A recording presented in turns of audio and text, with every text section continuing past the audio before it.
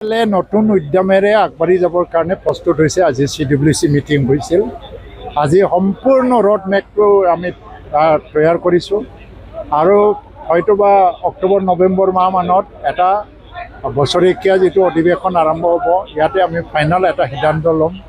বিকল্প পথত আমি আগবাঢ়ি গৈ আছোঁ অল্টাৰনেটিভ ফৰ্মেশ্যনত, কাৰণ NDA ফৰ্মেশ্যনটো আমাক এনেকুৱা পৰ্যায়ত ঠেলি দিছে য'ত আমাৰ কোনো এটা কিঞ্চিত আশা নাই। তাৰ কাৰণে আমি বিকল্প এটা ফৰ্মেশ্যনত যাবই লাগিব আৰু এইটোৱে আজি আলোচনা হৈছে। আৰু আগন্তুক সময়ত UPPL ইয়াত অকল প্ৰত্যাহ্বান বুলি নহয়, এটা নিৰ্ণায়ক এটা দল হিচাপে আকৌ থিয় দি পেলাই এই পলিটিক্সৰ ক্ষেত্ৰখনত কাম কৰিবলৈ গৈ আছোঁ। আৰু আজিৰ পৰা আমি প্ৰতিটো ভুল ডিচিশ্যন ৰাইজে কষ্ট পোৱা ভুগিব লগা কিছুমান সমস্যাৰ ওপৰত আৰু চৰকাৰৰ কিবা যদি ভুল নীতি হৈছে বা সিদ্ধান্ত হৈছে, কাউন্সিল গভৰ্ণমেণ্টৰ যদি কোনোবা এটা ভুল হৈ গৈছে, তাৰ বিৰুদ্ধে আমি নিৰন্তৰভাৱে মাত মাতি যাম। সেইটোৱে ডিচিশ্যন হৈছে। ঠিক আছে।